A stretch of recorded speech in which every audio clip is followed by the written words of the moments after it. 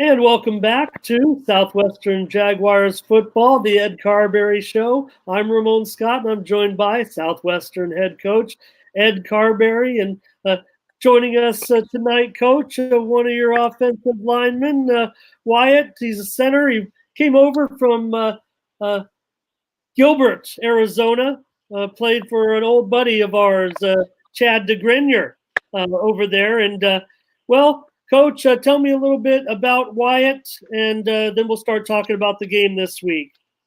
Well, I'm kind of surprised that you didn't play center in high school either.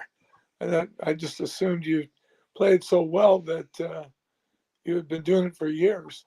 But Wyatt's real. What's that? Appreciate that. Well, he does a great job just zone blocking. He directs the entire offensive line about where to go and what to do, and he's really done a fantastic job. And one of the big reason why we're 5-2 right now. Wyatt Riley, when you came over to Southwestern, you played, tackle a little, mostly right over there, and all of a sudden, coach sees you and wants to make you a center. What happened? I just realized it's better for me recruiting wise due to my height. I'm not tall enough to play tackle in college, so center was a good position for me, and I feel like I was able to play center pretty well. Got the snapping thing down, and that was good. So, Coach Wyatt's a freshman right now. What's the makeup of your offensive line as far as experience? Wow, our left tackle is a freshman. Our left guard is a sophomore football player. A junior in college. Then Wyatt at center. The right guard is also a freshman, and the right tackle is a freshman. So, Wyatt, that bodes well. We're kind of young there, and we're still doing a pretty darn good job so far. Got some big games ahead of us, but how are you guys coming along as a group? How do you feel? we're getting better and better each week as the season goes on. A lot of these guys came from wing T offenses, and so like getting used to the zone concept was a little tough at the beginning, but we've really come together towards the end of the season here, and it's going really good for us now. Yeah. I just want to know a little bit more about your play over there, though, with Mesquite. Mesquite High, right? Mesquite High in Gilbert. Did I get that right? Yes, sir. Okay. And like I said, I mentioned Chad DeGrenier was the coach over there. So I want to know a little bit about your playing for Chad, just because he was so prolific here when I was watching him at Christian High School, really a record-setting quarterback, a program that's produced some pretty good quarterbacks. DeGrenier eventually went to Washington State and did pretty well, played quite a bit with the Cougars, and then played at Grossmont before that, if I'm not mistaken. So tell me about him as a head coach. I think people are interested in him out here, at least where our show originates from. Oh yeah, well, he was a great head coach for me. Really kind of tried to help me get out and get recruited my junior and senior year. Yeah, he was a good head coach. I had a great time with him. He's at Mesa High School now in Mesa, Arizona. But, okay. So he's not a Mesquite anymore. But yeah, I had a great time with him as my head coach. Yeah, interesting. Okay. Coach, it was recruitment night, so I think that went pretty well. You invited not only the Grossmont College Griffins, but all the local recruits to come out. And I imagine some people could come from out of the area as well. So maybe you could tell us a little bit how the night went with the recruits before we went to the game, before we get into the game. Really, tell me about it. Well, it was a lot of fun. We probably had about 45 to 50 kids that showed up with many of them with their parents, and we had nice dinner and took them over, walked them all through the facility, made sure they got a chance to see what was going on, and then we came back and introduced all the coaches, and they talked a little bit, and then two of our coaches, Anya Goodwin and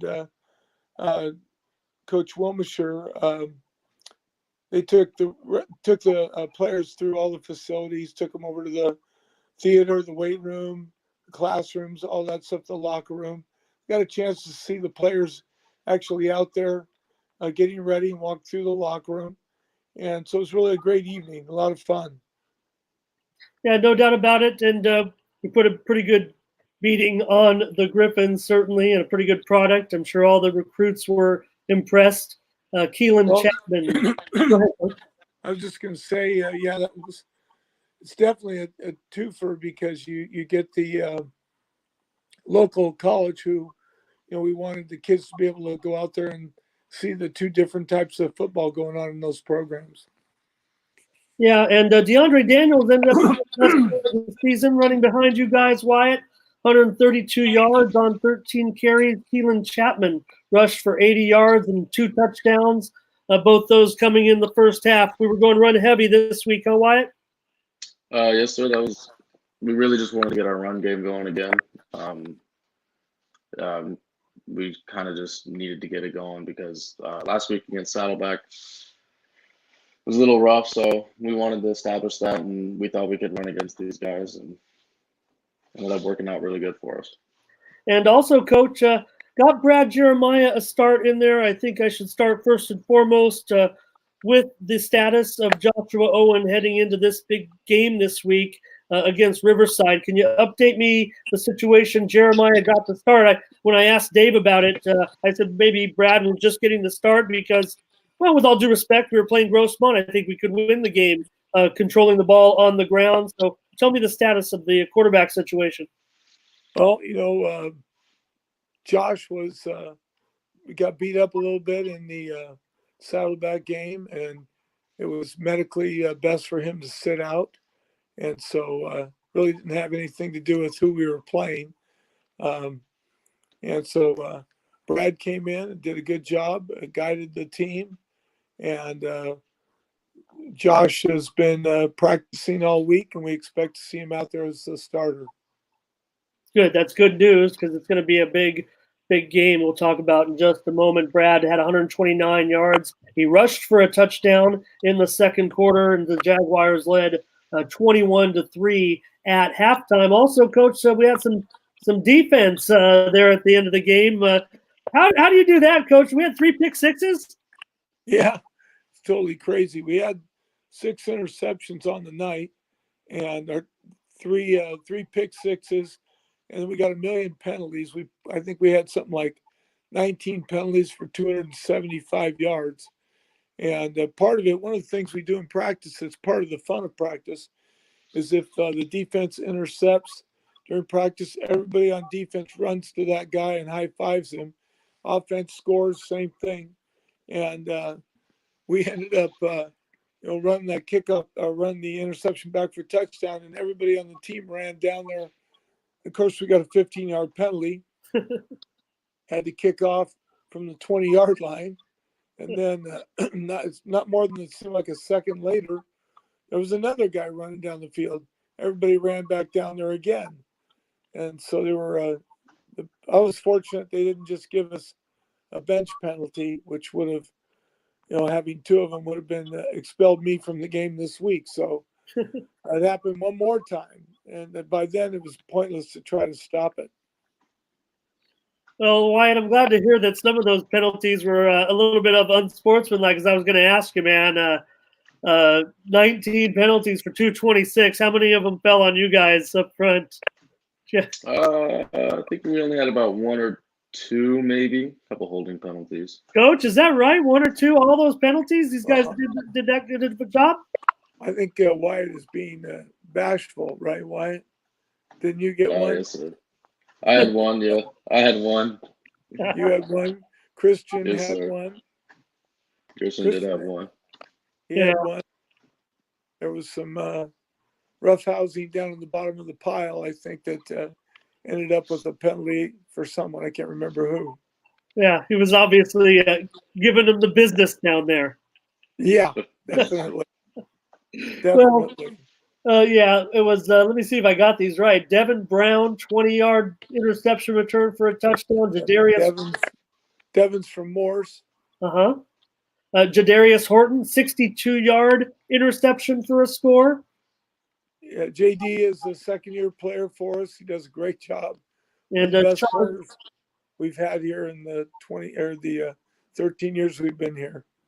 and Sean Browder, he brought the third pick. I imagine they were, good D. I mean, and great to return those back. I imagine they were just Grossman was kind of just winging it at that point. Yeah, you get out there and the score got out of hand, and so all the defensive guys are looking for the chance to get an interception.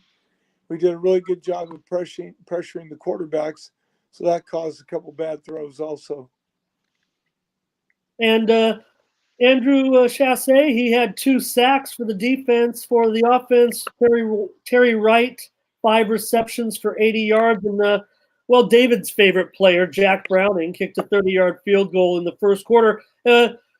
Just 7-3 late in the first quarter, and this has been typical of the Grossmont team, Coach. Over the last couple of years, they're really not able to hang in the game the entire way, but they must have come out with some kind of energy. Tell me, characterize their play. Oh, they were excited to be out there. There's no doubt about it. It was a neighborhood rivalry. A lot of the kids on their team had, at one point in time or another, been over at our campus checking it out. So that was an extra added feature of the whole thing. A lot of trash talking we probably could have done without, but both sides. And when you're having a bad year, you're eventually going to make a mistake. You can't. It's like a couple of maybe before Rocky Long took over for SDSU. They used to not be able to drive the ball very well. Same thing with the Chargers, and that's kind of what happened to Grossmont. They weren't able to put 6, 8, 10, 12 play in a row. We had one 12-play drive ourselves without making some kind of mistake, and that's the nature of being 0-7. And Wyatt, how did you guys feel up front moving those guys around? Did they come at you a little bit harder early? How would you characterize your evening? Yeah, they came out with a little bit of energy in the first quarter, and then as we settled into the game, everything started clicking for us on offense. Yeah, it was good to see all the running backs get a lot of yards. We had a couple rushing touchdowns, so seeing that made us feel good. Getting the ball moving up front. Yeah, Coach, balanced this week. DeAndre definitely had his most action of the season, right? His best game for sure. Yeah, he's fresh-legged right now. He's had a child earlier in the year, so that took a lot out of him time-wise and everything else. And he just said he got hurt, tried to come out there, hurt his ankle, hurt his shoulder. And so after Saddleback, I don't think he played very much, if at all, against Saddleback. So he was really fresh to come out there. I think both he and Keelan had only 13 touches, but DeAndre made the most in terms of yards gained, and Keelan made the most of scoring touchdowns. So it was really a great trade out. Now as we're coming down to the stretch finish, it's great to have DeAndre fresh leg ready to go. And so that combination has really been good for us. Wyatt, 2 strong backs now, but tell me, mostly I want to ask you about Keelan Chapman and kind of his pedigree this season. What do you feel from your backside when he's coming through? Talking about a guy with a pretty strong background coming in, and he's definitely had some big games. Oh yeah, he's a great running back. He hits the holes pretty hard. He makes a few highlights when he hurdles guys, and he's a good running back. Good to have him back there. Well, Coach, I'm just running through, taking a look at these highlights, and I'm practicing playing around with this thing, but looked like it was a pretty good night overall. I don't know if you have much else to add to the game. Just looking down, statistically, you mentioned some of the defenders that had good nights, but also want to single out maybe Josh McCurdy. Also, Alex Teo also 4 solo tackles. So a good night for the defense. Any reward? They didn't get him. They didn't get in the end zone. That's right. Well, Alex Teo was the defensive player of the game for us, and he really laid it out there. Wyatt was our offensive player of the game, along with um, gosh, Yeah, let's yes. Can you you hear sent me? them to me. I'll read them off. Right? I think you sent them to me. I think you said, Okay. oh, you gave me Wyatt was the player of the week on offense. Did you have those others? Yeah, on in the defense was Alex Teo, Okay. and the kicking game I think was Atoa Fox. He went back there and caught punts for the first time this year, really solidified that area for us. Great. The Yeah. other running back that's doing really well is Travion Davies from Olympian High School. He Okay. gets in there, he's getting 5 or 6 carries a game, and he hits the hole hard and really does a great job. And I fixed the graphic. I didn't want to. I didn't want to sell us short. I put 42-7. How disrespectful. We know the Grossman did not get into the end zone. No, and people were, a few of the coaches and were getting after me a little bit about punting the ball, but towards the end, because you want to get everybody a chance to get out there. But we wanted to keep the score the way it was, and it was 4th and 2. If we screwed anything up, they'd have a really good chance to score, and we wanted to stay on top and give the credit to the defense for how hard they worked, and make sure we ended up 42-3. Yeah. And Coach, I don't know. So I'll show it again. Okay. I want to know how this works. We're going to tie in the advance here now for the Riverside game. But so we number 17 Southwestern 42, Grossmont 3. But now when we look at the preview graphic, we've actually fallen to 18th place. Coach, you shouldn't have punted. Shouldn't have punted. Should have tacked on another score. Shouldn't have punted. You're right. So, anyways, Wyatt, go ahead. Yeah. Wyatt, what is Coach saying? What are your coaches saying this week as we prepare for maybe the top team in the state? Coach might say, but tell us this week what they're preparing you guys and what you might know right now about Riverside.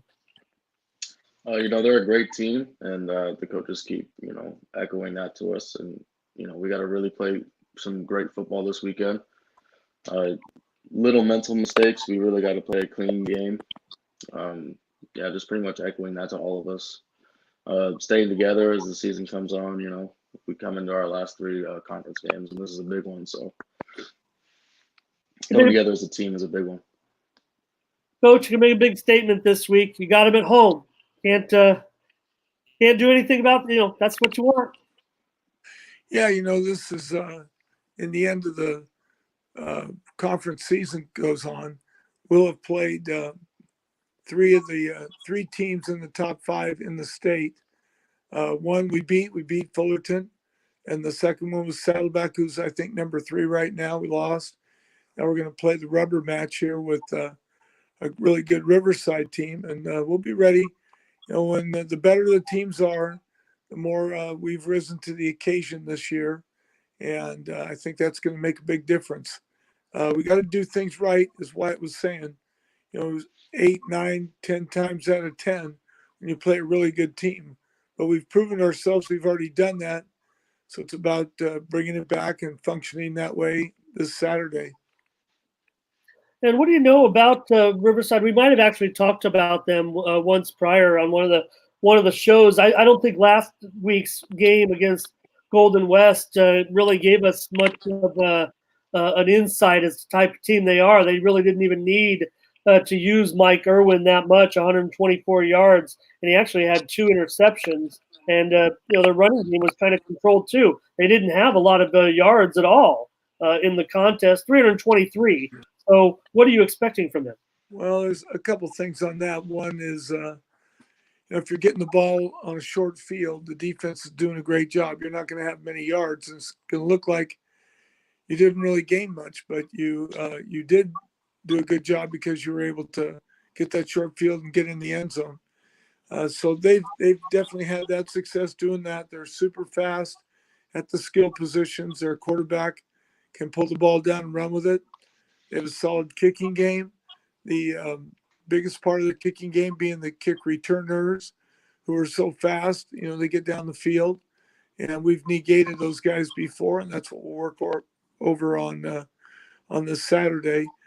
Defensively, they're basically run two defensive fronts, a 4-man line and a 3-man line, and we've been working the 3-man line has been the one they've used the most, and they're real physical out there. But when we played Fullerton, I think they were averaging 33 yards a game given up on defense, rushing the ball. We rushed for over 200 yards. So it can be done. You just have to get out there and play well on 8, 9, and sometimes 10 times out of 10 plays. And Wyatt, your main signal caller is going to be back this week. How impressed have you been by Josh Owens? Josh Owens so far. Oh, he's really impressive. He's had some huge games for us. And as the season came on, he came on even stronger, even understanding the offense even more, breaking it down for all of us. So it's been good. It's good to have him back this week.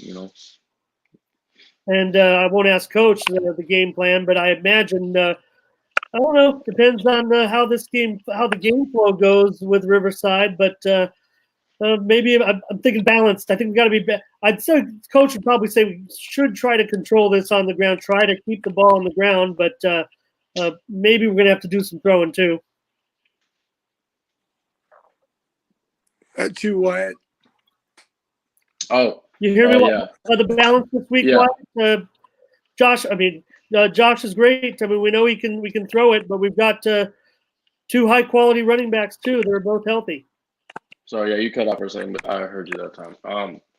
Yeah, it's gonna depend on how well we're doing on one or the other. We're not afraid to use either. We can use both. We're kind of just gonna have to see how's it going up front. I think we can get it done running the ball, but we're not afraid to throw it either. Wyatt, what's been your highlight of the season so far? I just think back to the Fullerton game and all that excitement. Has that been the peak going into this game? Best moment of the season? Yeah, I would say that was probably the peak because it was a crazy game, went into double overtime. I've never even been in a double overtime game before, so that was a first for me. It was a lot of fun, beating those guys. I don't think Coach Carberry said we haven't beaten them in a while, so it felt really good to beat them. Were you guys feeling fatigue at that point in that game when they got those late scores? I mean, I wouldn't say they necessarily scored those game tying score there at the end because you guys were tired. I mean, they're a very good team, but it sure looked like the momentum was swinging their way. And you guys were able to pull it out with those great overtime plays. Yeah, we were very resilient. I thought we stayed together as a team. A lot of the O-line guys, we were in the game the whole time. We were played very physical and aggressive, so we were ready to get at it the whole game. Coach, what kind of crowd are we expecting for this game? I mean, this is a huge game for you. I don't mean to sell it short. I mean, we should be pumping this up as a very big deal. As the biggest. That was an important game last week. Playing Grossmont, I don't know. Maybe that was the biggest crowd because we're playing Grossmont. I don't know. Seems like this would be a pretty big night. Yeah, we had a good group out there watching the game, and so that's always more fun. We'll have a large contingent of people out there, come out and see the number 1 team in the state and get a feel for what that's like and see where the Jags measure up. So we're expecting a good crowd. We usually get about 1,500 to 2,500 people in the stands every week, and we're looking forward to have them back again. Yeah, I put number 2 on the graphic, but they're virtually tied. I mean, 1 point was separating them at this point in San Mateo. Number 1 in the poll this week, Coach. You probably had it the same way as you've had it the last 2 weeks right now. But you want to comment on that? I don't think it matters 17th or 18th for you guys. I mean, people are just sending in their coaches like yourself, just writing some teams down, sending in a poll. Doesn't really matter. Well, I go back and do my research every week before I vote. It's hard when you're talking about 25, ranking the 25 teams in the state. Really, at the end, you're talking about some teams that might be 3 and 4 or something like that. So it's hard to do because you really don't know a ton of stuff about the previous ones. But I keep all the paperwork that I get, over the weeks, and so I can kind of see who's sifting in and out. And I definitely still had Riverside as number one and Saddleback number two. This past week, Mesa in that thriller beat Cerritos 23-22. Former West Hill star Taj Broomfield caught a 17-yard touchdown pass with 54 seconds remaining in the game. How do you see right now Mesa? They were 14th. Is that you had about 14th or 15th? Well, actually, a couple weeks ago, I had them one or two slots ahead of us since they'd beaten us in game one. But after the last game, I moved us up. I think I put us at 9 and them at 10, just by virtue of the way the wins were coming and going. But they had a great win over Cerritos for sure. Cerritos is a long-time successful program. I think they tried a 62-yard field goal at the end of the game, and the guy missed it. But Gary Watkins, he has him going over there. He's doing a good job, and they're a little low on numbers right now, I think, as the season progresses.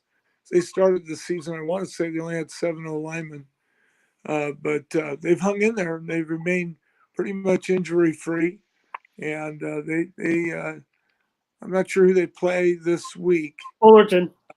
Okay. And then game 10 for them is Palomar. I don't know who Palomar played last week. You probably do, but they combined for 957 yards in offense. Yeah, so, they played Fullerton. Wow. 55-42 was the final. Wow. That's incredible. So the Olympians have their hands full, to finish down the road for sure. Yeah, and this week, let's see if I have it here. If I got Palomar, they're hosting El Camino. So, all right. Where's Mesa playing? Who they play with? And Mesa hosting Fullerton. Okay. Yeah, and Grossmont is at Orange Coast. So, all right. Well, what's our true prospects for us winning this game, Coach? I mean, I want the real lowdown on this. I know you're going to tell us we can win. I know we can win. And what's been the series history with these guys when we've had them on our turf? Well, they've been a tough team to beat. They've the Inland Empire is really an incredible resource for players. There's every known racial ethnic group out there, and they bring the big strong guys. And this year they have more returning like bounce back kind of players than they have in the past. The last few years it's just been kids really from the Inland Empire. Tom Kraft does a great job coaching, and it's definitely going to be there's a guy named John Kruk who's their defensive coordinator who really does a great job. We need to keep the ball and the scoring. We need to like when we saw Fullerton, we thought, hey, what we need to do is control the tempo of the game and do this and this and this, and then we end up getting out there and end up in a shootout with them and beat them. So for Riverside, first of all, we got to look at the special teams and say, how can we keep them from having an impact play in the special teams? So, excuse me, that's our number one thing. We don't want to give up free yards. And then we have to get off the field on third down. Typically, our defense has done a great job and gone off on third down and got off the field. This last week, we didn't do it very well in the first half anyway. So offensively, we got to be consistent. And like Wyatt said, we're going to run the football. We've got a giant O-line and a great running backs. We have speed at the receiver position, so we're ready for that to get going. Wyatt, I imagine the more tired you are at the end of this game, the better it is for our chances. Sounds like you guys might need to work overtime a little bit if this thing's going to go our way. You're going to have to do the work and keep that ball and control it, huh? Yes, sir. We've had a great week of practice. I think we're really ready for that workload all game. It's a big challenge for us up front. I think mentally and physically, we're ready to handle all of it. Yeah, what do they say? How do the coaches characterize it? How do you guys look at it? Is it a chance to play a great program, a great team with high expectations and high success like Riverside, or is it about maybe trying to win this conference title? You need this game to do it.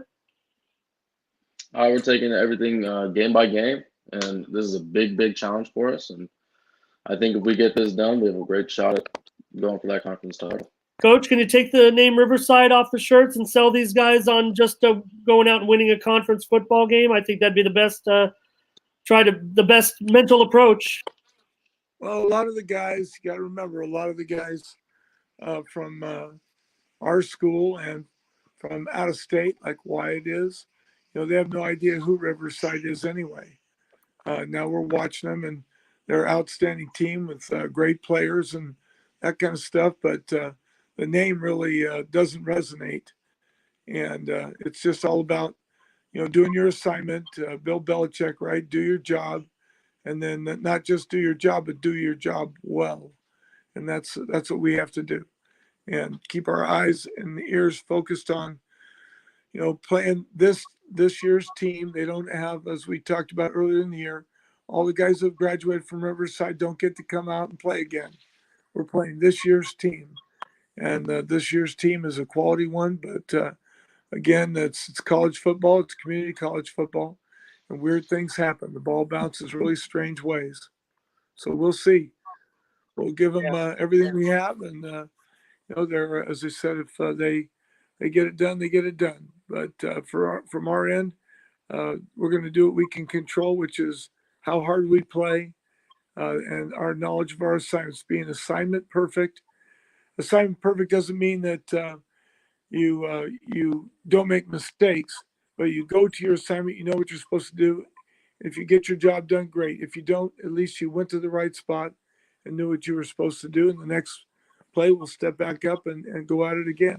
Yep. And Wyatt only hopes that practice and execution puts them in the right position to make those plays. And hey, if we get beat blown off the line, hats off to them. But you know what? We're at home, and that's where the momentum comes from, blowing guys off the ball and keeping it rolling. So Wyatt Riley, offensive lineman, center of the Southwestern Jaguars. Thank you for doing this with us. Coach Carberry, thank you, sir. We'll see you next week. Win or lose against Riverside. We could have an exciting show next week with some highlights of a win over those guys. So thanks a lot. Wyatt, thanks a lot. Coach Ed, I'm Ramon Scott, and thank you for joining us.